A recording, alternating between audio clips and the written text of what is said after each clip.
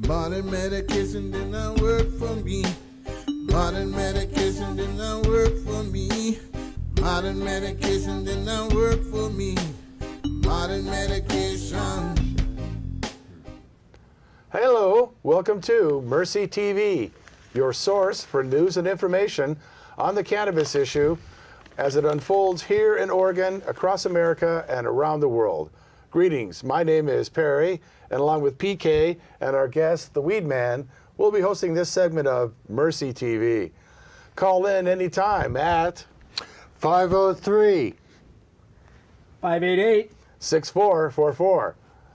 That's 503-588-6444. If we're in the Salem area, come on down. Or if you're not, just you can hear our broadcast. Heck, come on down and be in our studio audience. We'll be filming for every Friday, 7 to 7:30 p.m. there.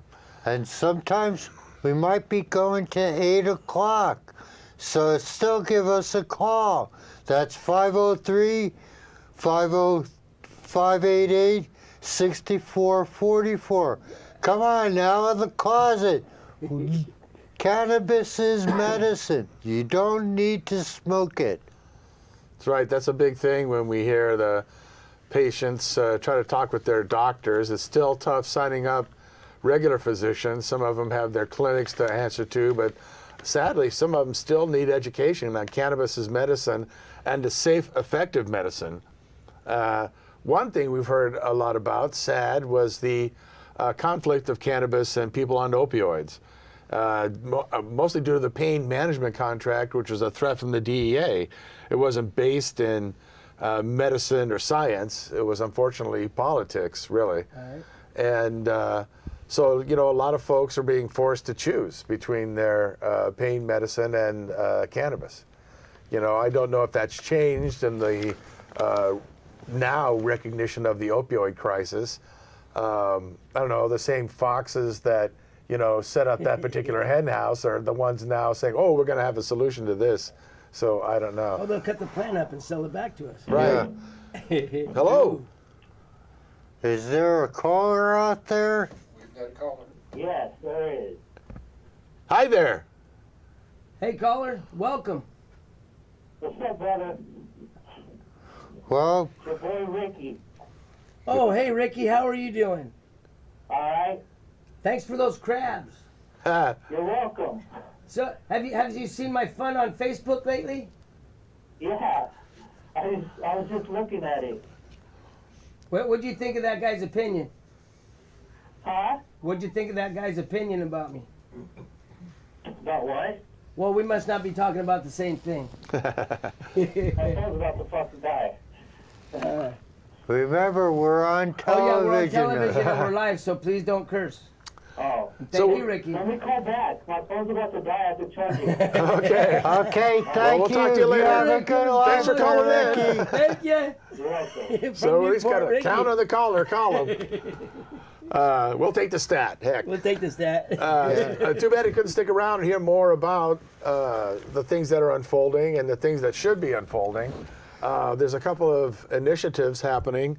New Approach Oregon is introducing or try to, you know, get some legislative solutions to the maximum grow issues, ceilings. Yeah. Right here in the Cannabis Connection. Excuse me. He's back. Just find your feet on the phone. Go ahead, caller. Good evening. How's it going, guys? Excellent. Thanks for Pete. calling in. We're here. We're broadcasting, reaching out to the people. The people.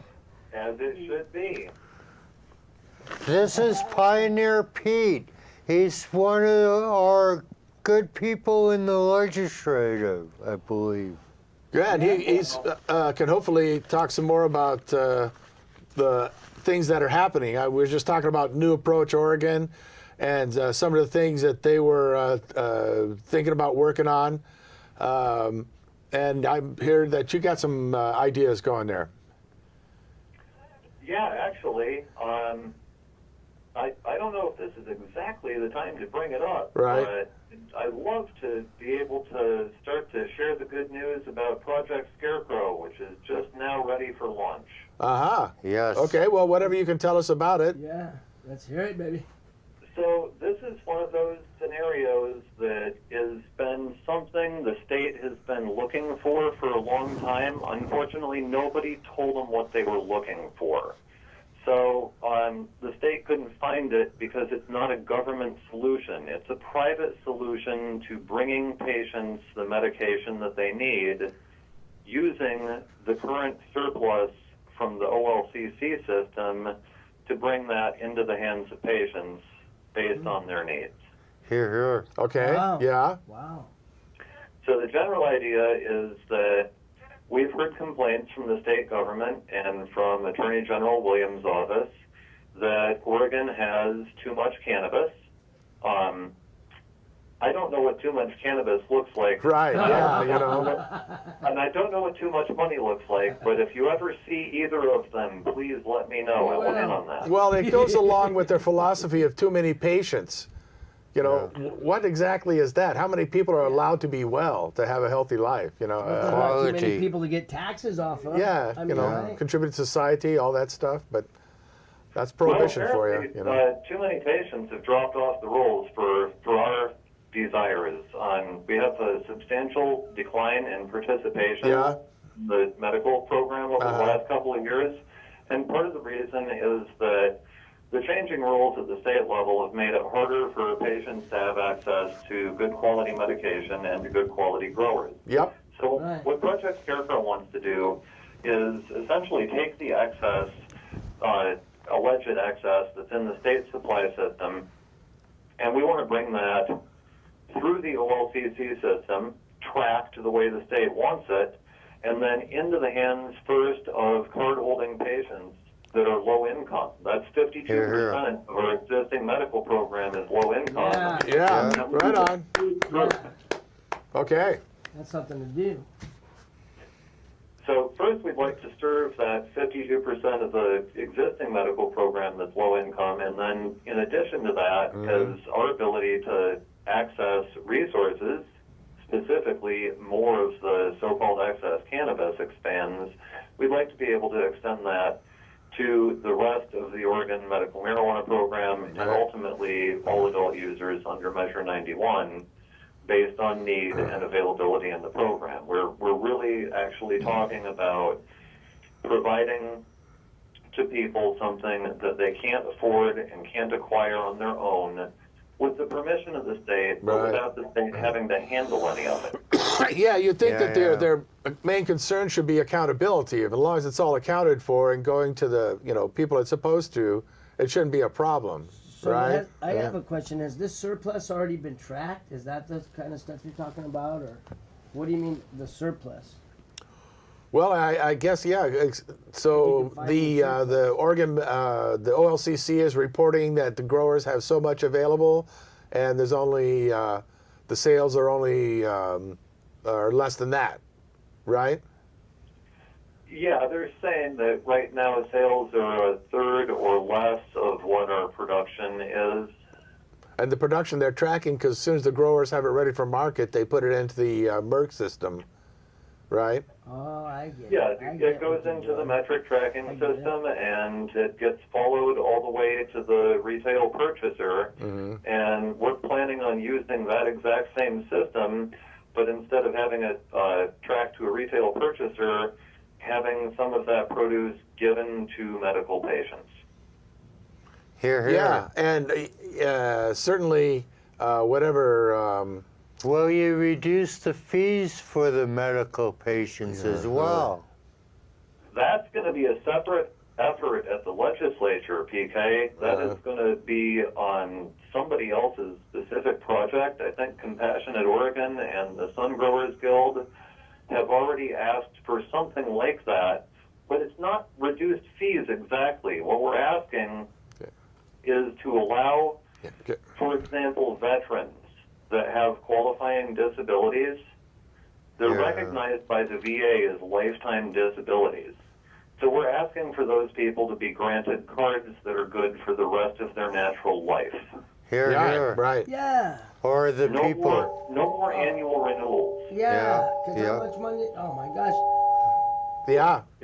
I think it's obvious to everybody that a chronic or a debilitating condition is not something Right. that has Yeah, it's to be not going away. recertified, right? People Yeah. have lost a limb. True. You know, it's not growing back, and you know. Yeah, when the VA says you're disabled, they never come back the next year and say, "Oh, you're less disabled this year."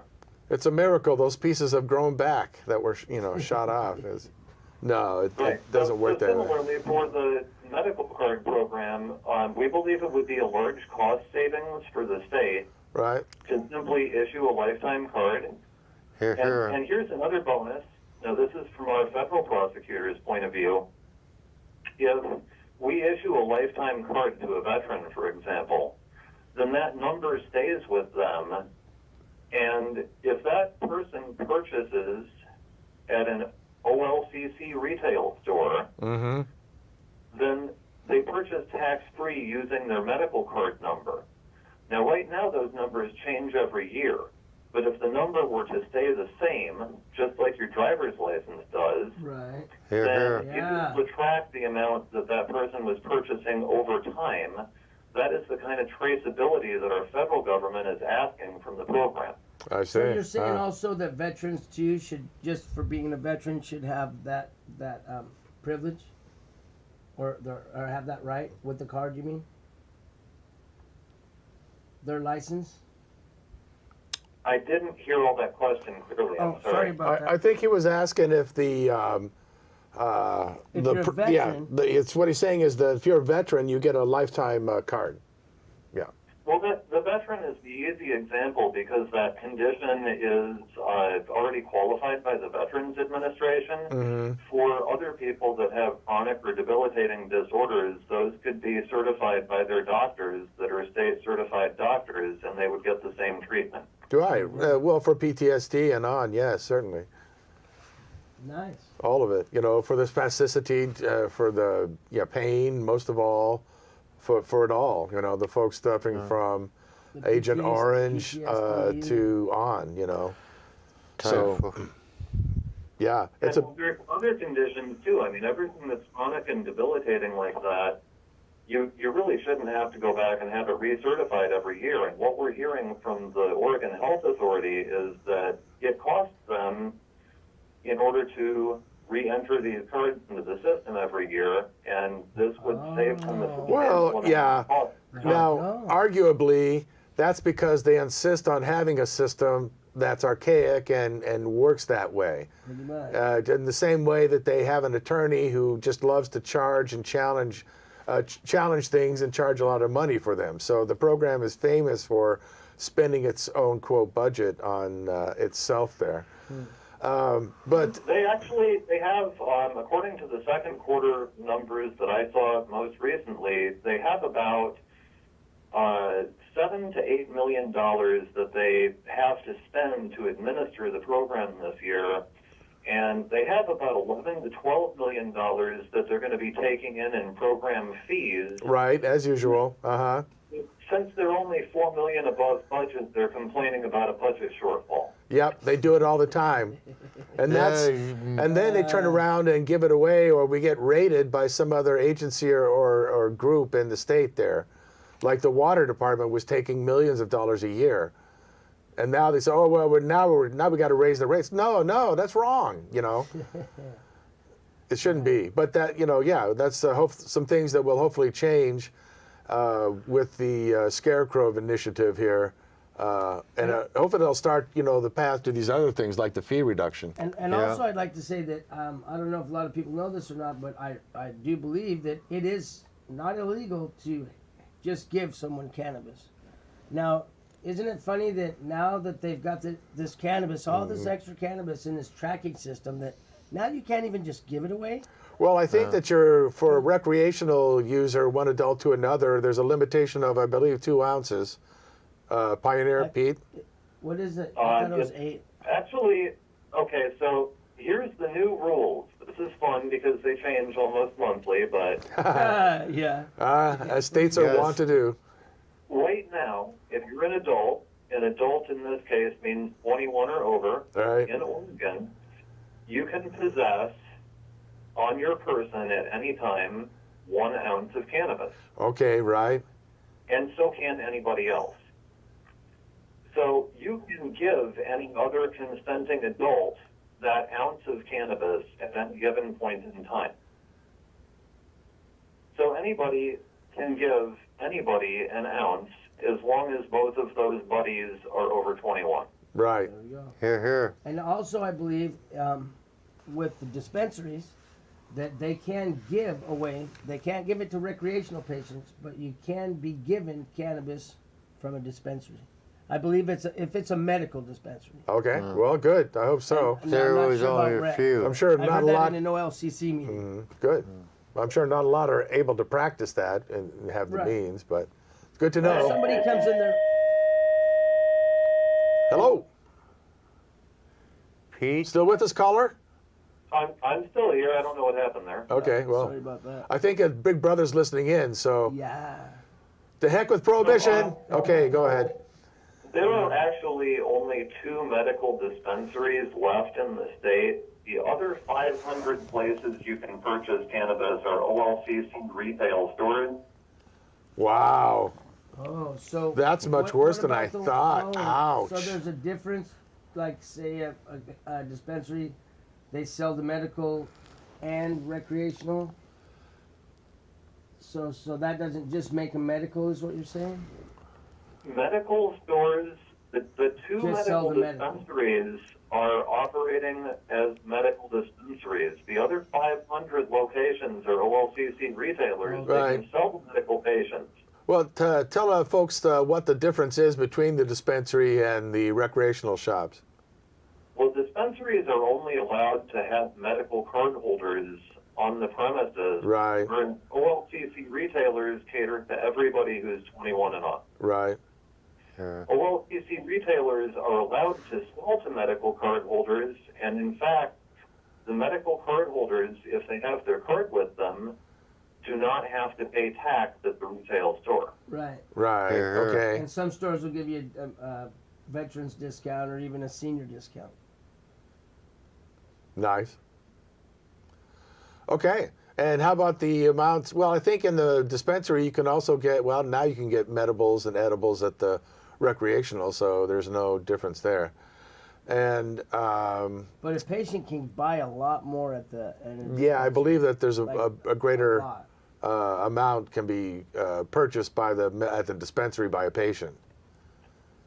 But that's correct, but it only applies to dispensaries. It Right. does not apply the same way to OLCC retailers. Correct, That are selling yeah. to medical.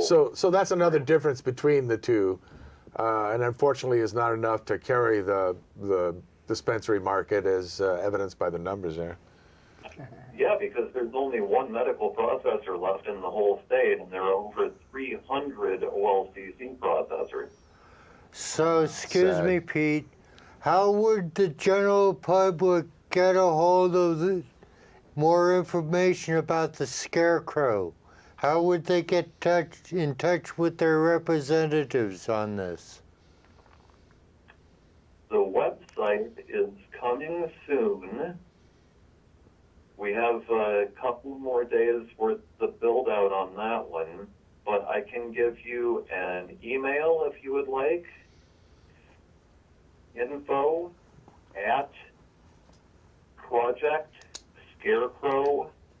info@projectscarecrow.org. Hold on. The Weedman is writing this down on a piece of paper. Info@projectscarecrow. .org, right? info@projectscarecrow.org. Now, if he writes that on a rolling paper, make sure to set that aside. I might want to Right write it on. on my tie. Here we go.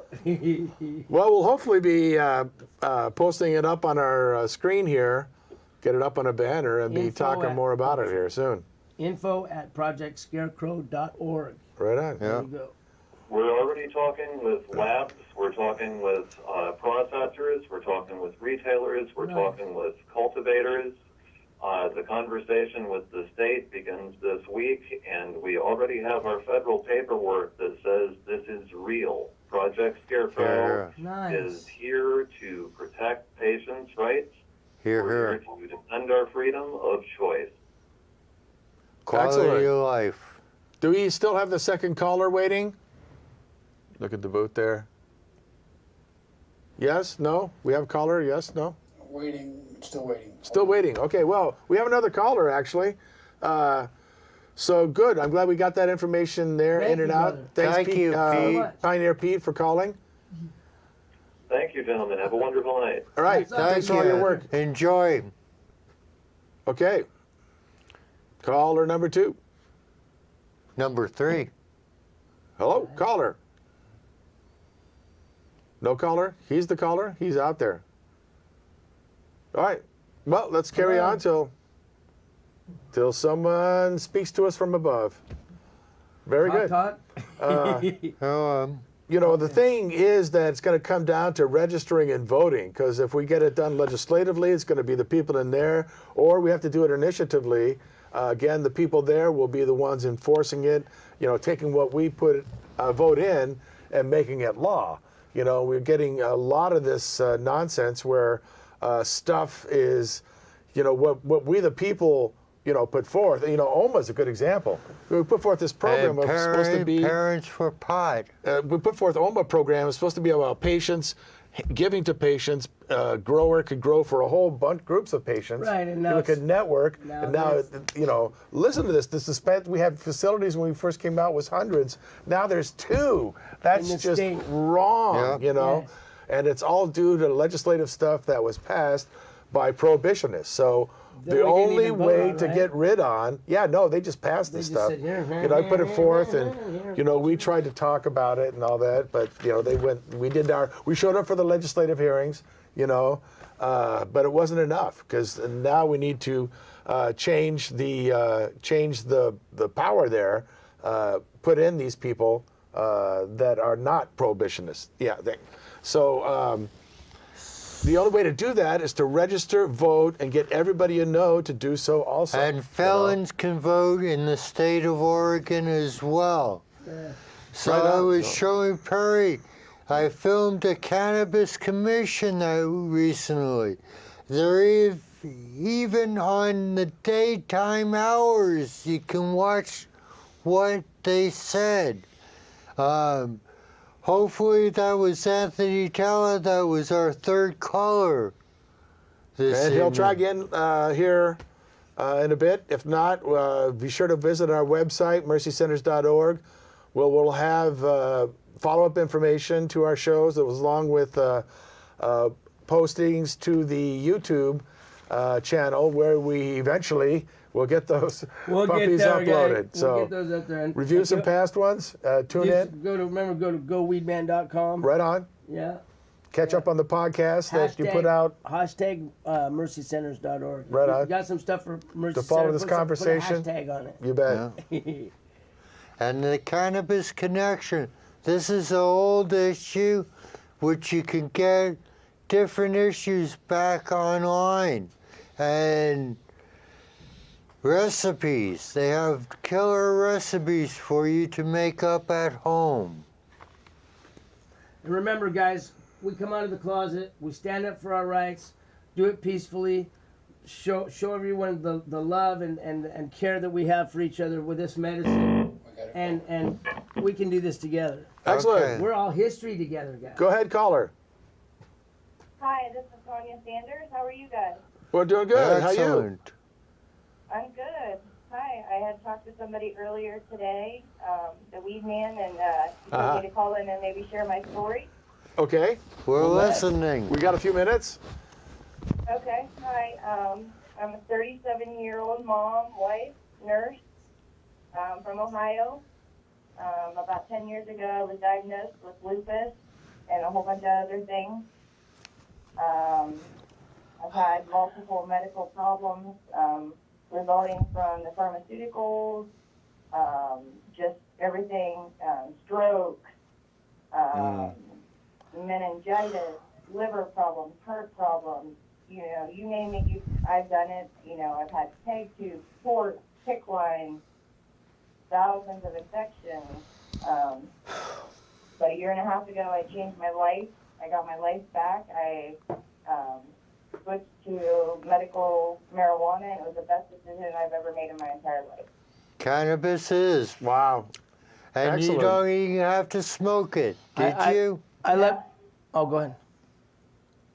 I loved your description this morning on how all that pain after all those years went away that quick.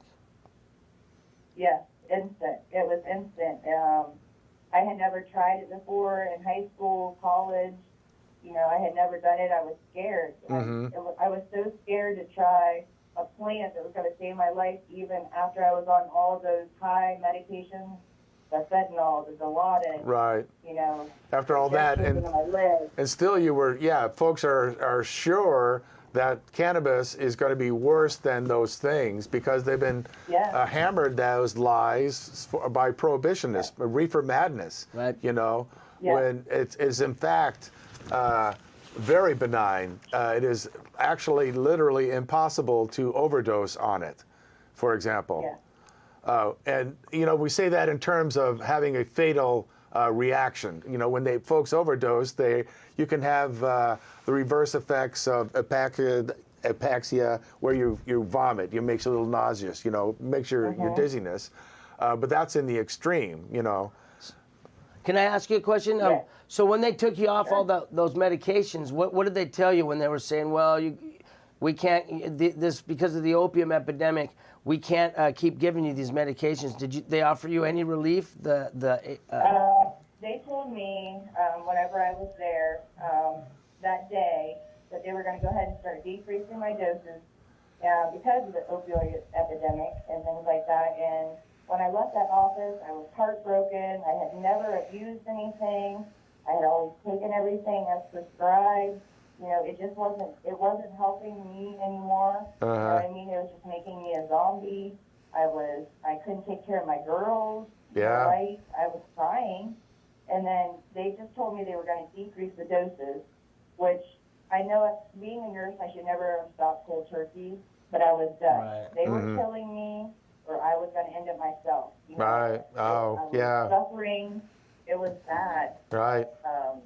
You know, when I started withdrawing a couple of days after I took that last fentanyl patch off, I mean, I was suicidal. I was having seizures. I couldn't wear clothes, climbing the walls. Okay. That's what you see on TV. Hear that out there, guys? Yeah. Okay. That's excellent. We're going to be closing up, but keep on talking, Tracy. Yeah, just wanted to say, let you know that we're going to be doing a little wrap. But Please call back keep next talking, time. because we are putting it still out on the internet there. Oh, we are. Okay. Yeah. Thank you guys so much. I just want to be a voice. So I want to be patient, you know, so they can talk. Please. And so thank you so much for calling in and sharing your story. It is And indeed. if you could talk for another 10 minutes, go ahead. Yeah, it's indeed inspiration to the folks out there, you know, hearing this, because it so clicks with the people that do end up contacting us that call or email. You know, they're going through several. You want to say anything before I turn it off, Glenn? Yes. Good night. Good night. God bless you all, every single one of you.